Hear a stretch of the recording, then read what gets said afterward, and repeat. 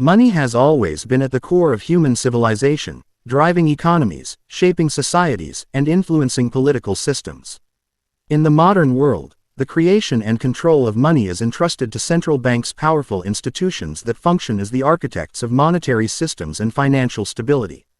Often referred to as the money generals of a nation, these institutions hold enormous sway over both national and global economies. Their decisions, especially regarding interest rates, money supply, and financial regulations, can make or break economies, affecting everything from the cost of living to global trade relations. Understanding the role and influence of central banks is key to comprehending how modern financial systems operate and how the global economy functions. The origins and role of central banks. The concept of a central bank traces its origins back to the early modern era, when European nations first recognized the need for a national institution to manage their money supply, stabilize their currencies, and oversee national credit. The first central bank, the Bank of England, was founded in 1694, primarily to fund the British government's military expenses. Over time, central banks have evolved from being primarily lenders to governments into powerful institutions responsible for the overall health of the national economy.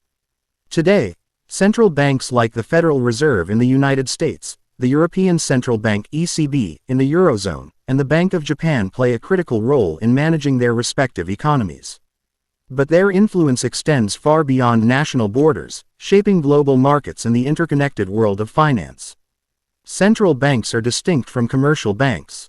While commercial banks focus on providing financial services like loans and savings accounts to businesses and individuals, central banks oversee monetary policy, regulate the banking sector, and act as lenders of last resort.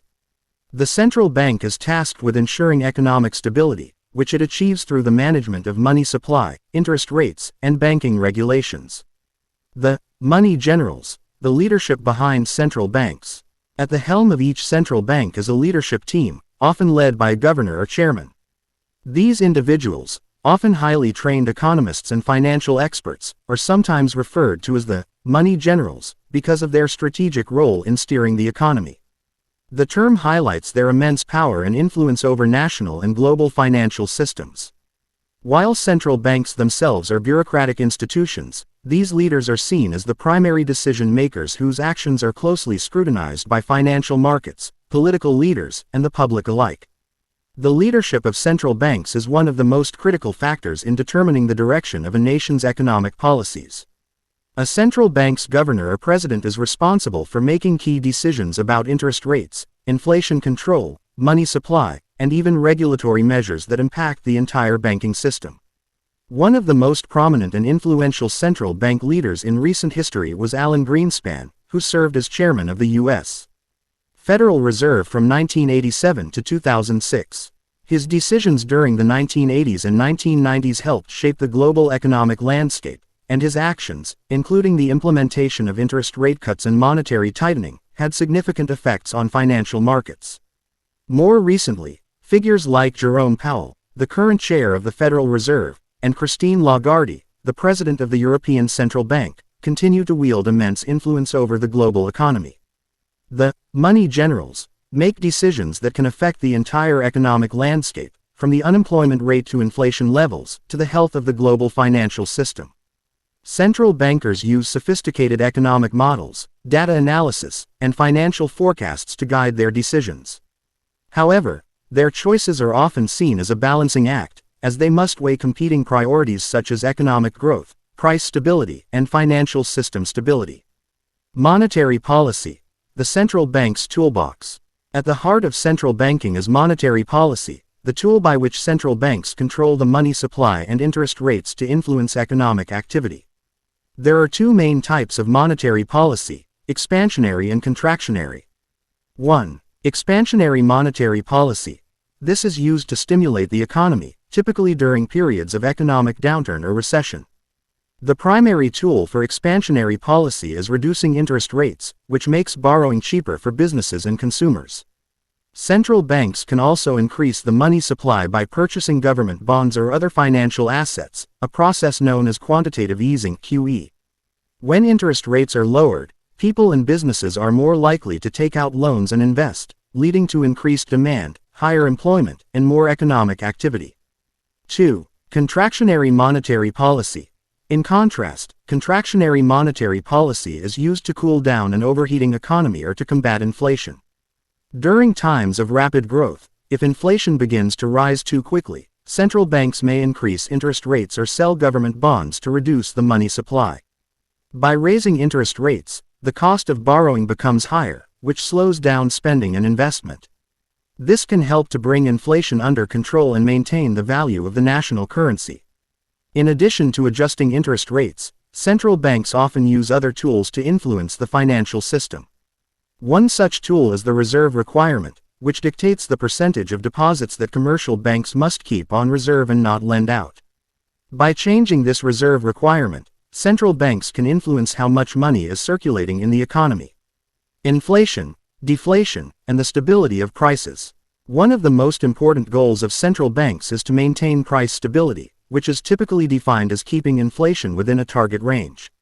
Inflation occurs when the general price level of goods and services rises over time, reducing the purchasing power of money. A moderate level of inflation is generally seen as a sign of a healthy economy, as it encourages spending and investment.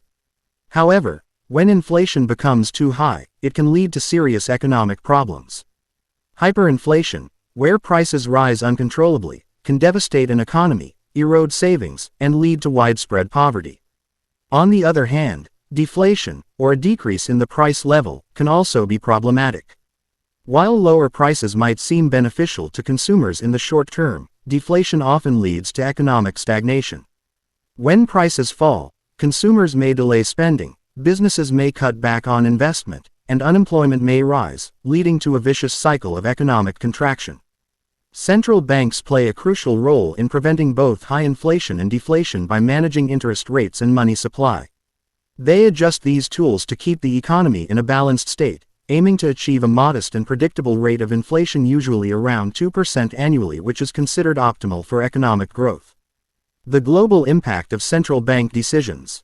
While central banks are national institutions, their influence extends far beyond their borders. The actions of major central banks like the U.S. Federal Reserve, the European Central Bank, and the Bank of Japan can have a profound effect on global markets. For example, a decision by the Federal Reserve to raise or lower interest rates can influence the strength of the U.S. dollar, global commodity prices, and investment flows across the world. In the interconnected global economy, the monetary policies of one central bank can spill over into other countries. For instance, if the Federal Reserve raises interest rates, it can lead to capital flows out of emerging markets as investors seek higher returns in the U.S. Conversely, when central banks in advanced economies implement policies like quantitative easing, it can lead to inflationary pressures in developing countries due to increased liquidity. To manage these cross-border effects, central banks often engage in coordination. In times of global financial crises, central banks may work together to stabilize markets. For example, during the 2008 global financial crisis, central banks around the world, including the Federal Reserve, the ECB, and the Bank of England, took coordinated actions to reduce interest rates and inject liquidity into the financial system. Challenges and criticism of central banks. Despite their critical role in economic management, central banks often face criticism, both from the public and political circles. One of the primary critiques is that central banks, by controlling the money supply, hold too much power over national economies. Some argue that central banks prioritize the interests of large financial institutions and the wealthy, while ordinary citizens may bear the brunt of inflation or financial instability. Another criticism is that central banks sometimes fail to act swiftly or decisively enough in times of crisis. For instance, some argue that the Federal Reserve and other central banks were too slow to raise interest rates after the 2008 financial crisis, contributing to the growth of dangerous financial bubbles. Additionally, critics contend that central banks, by focusing too heavily on inflation and interest rates, may overlook other important factors like income inequality and financial market volatility. Despite these criticisms, central banks remain indispensable to the functioning of the global financial system. Their ability to stabilize the economy, manage inflation, and prevent economic crises is crucial to maintaining public confidence and financial stability. Conclusion: central banks, or the money generals, are the architects of modern economic systems. Through their control of monetary policy, regulation of money supply, and oversight of financial institutions, they wield immense power over both national and global economies. Their decisions, whether aimed at stimulating growth or controlling inflation, have far-reaching consequences. While they face constant scrutiny and criticism, their role in ensuring economic stability remains essential to the functioning of the global financial system. As economies become more interconnected and complex, the influence of central banks will only continue to grow, making their leadership and decisions more important than ever before.